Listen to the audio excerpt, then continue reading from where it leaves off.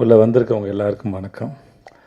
எங்களுடைய இயக்குனரும் என்னோடய ஹீரோயின் வந்து நேராக கேள்வி பதிலுக்கு போகலான்னு சொன்னதுனால ஒரு ஃபார்மாலிட்டிக்கு வழக்கமாக உங்கள்கிட்ட பேசின ஒரு பழக்கத்தில் சரி நான் முதல்ல பேச ஆரம்பிச்சுட்டு அப்புறம் கேள்வி பதிலுக்கு போயிடலாம் தான். எங்கேருந்து ஆரம்பிக்கிறதுன்னு தெரியல. ஏன்னா இந்த படம் ஆரம்பிக்கிறதே ஒரு நிறைய சண்டை சச்சரவுகளுக்கு நடுவில் தான் இந்த படம் முதல்ல தொடங்கினது. முதல்ல அந்த இயக்குனரும் இந்த நடிகரும் ஒன்று சேர அந்த விஷயம் தொடங்கினது வந்து எங்களுக்கே எதிர்பார்க்கல. நானும் வந்து என்றைக்குமே இவரோட வேலை செய்யக்கூடாதுன்னு இருந்து, அவரும் என்னோட வேலை செய்யக்கூடாதுன்னு இருந்து, அதுக்கப்புறம் அவர் ரொம்ப சாதாரணமான ஏன்னா 2 பேருக்கும் பெருசாக தனிப்பட்ட முறையில் கோவம் எதுவும் இல்லாதனால ஒரு சின்ன பூ மலர்வதை போல் அந்த அன்பு வந்து அவ்வளோ நேரம் கோவம் எல்லாம் மறந்து ஒரு அன்பாக மலர்ந்து அதுக்கப்புறம் வந்து அவர் கதை சொல்லி அதுக்கப்புறம் படப்படப்படம் எல்லாமே நடந்துருச்சு. கிட்டத்தட்ட எனக்கு அவர் 2009 தெரியும்னு நினைக்கிறேன். இல்லை சார், 2009 தெரியும். இன்றைக்கி தான் மத்தியானம் பேசினோம். அவருக்கு நேஷ்னல் அவார்டு வரும்போது நான் அவரை என்னோடய தென்மேற்கு பொருட்காட்டு படத்துக்கு ஆடியோ லான்ச்சுக்கு இன்வைட் பண்ண போனேன். நானும் அவர் மட்டும் தான் இருந்தோம்.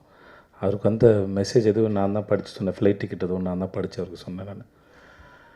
ஸோ ஏதோ ஒரு பெரிய சர்க்கிள் வந்து கம்ப்ளீட் ஆன மாதிரி இருந்தது. ஸோ இந்த படம் தொடங்கினதே ரொம்ப அழகான அற்புதமான ஒரு அனுபவம். அப்புறம் எங்கள் ப்ரொடக்ஷன் கம்பெனி சத்யஜோதி பற்றி ரொம்ப நாள் தெரியும். ஆனால் அவங்க 3ஆம் பிறை இதெல்லாம் அவங்க பண்ணவங்க, அது அங்கே தான் தொடங்கியிருக்காங்கிறது எனக்கு பெரிய ஆச்சரியம். சார், உங்கள் ப்ரொடக்ஷனில் வேலை பார்த்ததில் எனக்கு ரொம்ப பெரிய சந்தோஷம் சார், ரொம்ப பெரிய சந்தோஷம் சார். இது வந்து இவ்வளோ படங்கள் பண்ண இந்த நிறுவனத்தோடு நான் வந்து முதல் முறை சேர்ந்து படம் பண்ணது ரியலி ரொம்ப பெருமையாகவும் இருக்குது, ரொம்ப சந்தோஷமாகவும் இருக்குது. நாங்கள் எல்லாம் ரொம்ப சந்தோஷமாக படம் பண்ணோம் சார், ரொம்ப நன்றி அதுக்கு. அப்புறம் எங்கள் ஹீரோயின் நித்யாவோட நான் 2019 வந்து 2020 வந்து 19 அப்படின்னு சொல்லிட்டு ஒரு மலையாள படம், அதில் ஒரு சின்ன கெஸ்ட் ரோல். ஆக்சுவலாக அது ஃபீமேல் சென்ட்ரிக் ஃபிலிம். அந்த டைரக்டர் வந்து அவங்க பேர் இந்து. ஸோ அவங்க நித்யா தான் நடிக்கிறாங்க, எனக்கு தெரியாது. ஆக்சுவலாக வந்து இந்துவோட கதை அது பிடிச்சி போய் அவங்களுக்காக பண்ணலான்னு சொல்லி போனது அது. அப்போ 2 பேரும் ஏதாவது ஒரு நல்லா எல்லாம் சேர்ந்து போய் அது ஒரு படம் ஒர்க் பண்ணுவோம் அப்படின்னு பேசிட்டு வந்தது. அதுக்கப்புறம் இப்படி நடக்கணும் எதிர்பார்க்கல. ஏன்னா இந்த மாதிரியான ஒரு படம் நித்யாவோட ஒர்க் பண்ண ரொம்ப நாள் ஆசை இருந்துச்சு. ஆனால் இந்த மாதிரியான ஒரு படத்தில் அவங்களோட ஒர்க் பண்ணதாக பெரிய சந்தோஷம். படம் பார்க்கும்போது அவங்க எல்லாருக்கும் தெரியும். இந்த கதாபாத்திரத்தில் நித்யாவை தவிர வேறு யாரையும் இமேஜினே பண்ண முடியாது. எனக்கு தெரிஞ்சிருக்கு அவங்க பண்ண எல்லா படத்துலையும் அப்படி தான் நினைக்கிறேன். நித்யா ஒரு படம் நடித்தாங்கன்னா அதுக்கப்புறம் அந்த இடத்துல வேறு ஒருத்தரை வச்சு பார்க்கவே முடியாது. அதுதான் நித்யா. ஏன்னா அது சும்மா வந்தோம், இது சீனு, இது டயலாகு, ஓகே இது கோரியோகிராஃபி, இதை நடிப்போம் அப்படின்லாம் இல்லை. அதை முழுமையாக புரிஞ்சுக்கிட்டு அது என்ன பண்ணலாமோ, இன்னும் எப்படிலாம் பண்ணலாமோ, டைரக்டருக்கு என்னெல்லாம் தேவையோ அது எல்லாத்தையும் சரியாக புரிஞ்சுட்டு அதை சரியாக பண்ணிடணும் மெனக்கிடக்கூடிய ரொம்ப அற்புதமான ஒரு ஆர்டிஸ்ட்டு. நான் நித்யாவோட ஒர்க் பண்ணது ரொம்ப பெரிய சந்தோஷம். தேங்க்ஸ் நித்யா, அந்த படத்தில் நீங்கள் வந்து ரொம்ப நன்றி. பாண்டா சார் பற்றி சொல்லிட்டேன், சண்டே பற்றி தான் சொன்னேன். ஆனால் நிறைய பேரோட ஒர்க் பண்ணியிருக்கோம். ஆனால் அது ஒரு பிரயாணம் மாதிரி வச்சுக்கோங்களேன். நம்ம ரொம்ப தூரம் பிரயாணம் போயிட்டே இருப்போம். அந்த பிரயாணம் செய்யப்பட்டு ஒரு 500 கிலோமீட்டர் பிரயாணம் பண்ணுறோன்னா ஒவ்வொரு கிலோமீட்டரும் மனசில் தங்காது. ஆனால் அது ஒரு 5-6 இடங்கள் எங்கேயாவது இளைப்பாறை இருப்போம், ஏதாவது இடத்த உட்காந்து ரசிச்சிருப்போம், எங்கேயாவது சாப்பிட்ருப்போம், எங்கேயும் சும்மா வெறும்னே இருந்திருக்கும். சில இடத்துல மேகங்கள் அழகாக இருக்குன்னு ரசிச்சிருப்போம், படங்கள் எடுத்திருப்போம். அந்த ஞாபகங்கள் மட்டும் வந்து அந்த பிரயாணத்தினுடைய மெமரிஸ். அந்த மெமரிஸ் வந்து திரும்பி ஒரு முறை நினைக்கும் போது அந்த பிரயாணத்துக்கு போயிட்டு வரலான்னு தோண வைக்கும். அந்த மாதிரி நான் அவரோட வேலை பார்த்தது ரொம்ப அற்புதமான பிரயாணத்தில் இருக்கக்கூடிய ஞாபகங்களில் முக்கியமான ஞாபகம் வந்து இயக்குனர் திரு பாண்டியராஜ் அவருடைய எழுத்தில் இயக்கத்தில் வேலை பார்த்தது. அஃப்கோர்ஸ் கொஞ்சம் கஷ்டமாக இருந்தாலும், அந்த மனுஷன் டார்ச்சராக இருந்தாலும், சில சமயம் இந்த சொல்லுவாங்கள்ல, இந்த இவரோட படத்தில் வரும், பசங்க படத்தில் வருவாங்க, யாராவது பையனை அடிக்கிறதுக்கு ஆள் கூப்பிட்டு சின்ன ஒரு பையன் இல்லையா, அந்த மாதிரி ப்ரொடக்ஷன் கம்பெனி எங்களை அடிக்கிறதுக்கு ஆள் வச்ச மாதிரி இந்த ஆள் தான் பண்ணுறாச்சு. அவங்க 2 பேரையும் அந்த நித்யா மேனனி விஜய் சேதுபதி வச்சு டார்ச்சர் பண்ணுங்க அப்படின்னு நினச்சா எப்படி இருக்குமோ அந்த மாதிரி தான். சும்மா சொல்கிறேன், ஆனால் நிஜமாகவும் சொல்கிறேன். சும்மா மாதிரி நிஜமாக சொல்கிறேன், நிஜமாக மாதிரி சும்மா சொல்கிறேன். இது எப்படி சொல்கிறீங்கன்னு எடுத்துக்கோங்க. என்னன்னா படன்னு இருக்கும். ஆனால் நின்று அதை ரசித்தோம்.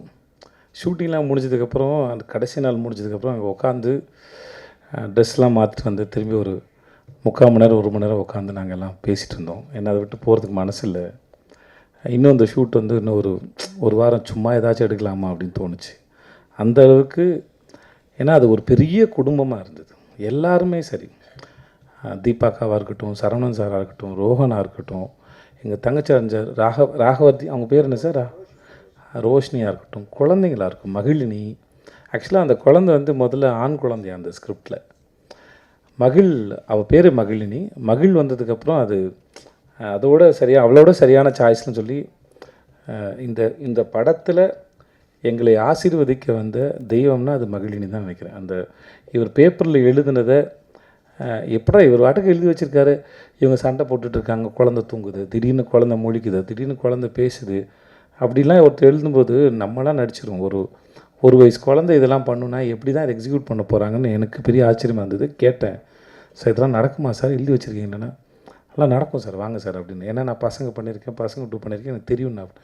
நான் ஏதோ பேசுகிறாரு இப்போ, ஓகே அதெல்லாம் கொஞ்சம் வளர்ந்த குழந்தைங்க. இந்த குழந்தை எப்படி, எனக்கு பசங்க ஒன்றுலேயே ஒரு குழந்தை வந்து வீட்டுக்குள்ளே ஓடிக்கிட்டே இருக்கும்ல, நான் அந்த ஷாட் ரொம்ப ரசித்தேன். அந்த ஒரு குழந்தை வந்து அந்த கதையோ அந்த காட்சியோ வந்து ரொம்ப நிஜமானதாக உயிருள்ளதாக மாற்று. அந்த குழந்தை எதுலேயும் பார்ட்டிசிபேட் பண்ணாலும் பரவாயில்ல, அது சுற்றிக்கிட்டு இருக்கும்போதே வந்து அது ரொம்ப உயிருள்ளதாக மாறுது. அந்த மாதிரி மகிழ் அப்புறம் முத்துமணி மாலை 2 பேர் இருக்காங்க. முத்துமணி மாலை கூட கொஞ்சம் வளர்ந்த குழந்தை தான் அது. ஆனால் மகிழ் வந்து ரொம்ப குட்டி பாப்பா. ஆனால் இந்த கதையில் ஒரு டைரக்டர் என்னெல்லாம் எதிர்பார்த்தாதோ அது அத்தனையும் ரொம்ப அழகாக பண்ணால், ஒரு ஸ்டேஜில் எங்களை புரிஞ்சுக்கிட்டா, ஓகே இந்த ஷார்ட் எடுக்கிற நேரம் மட்டும்தான் இவங்க கூட இருக்கணும் இல்லையா, மற்ற நேரம் நான் எங்கள் அப்பா கூட இருந்துக்கலான்னு. பட் அந்த குழந்தை வந்து நித்யாவோடையும் தீபா கூட ரொம்ப பெட்டாக இருந்தது. என்னை பார்த்து கொஞ்சம் பயப்படும்.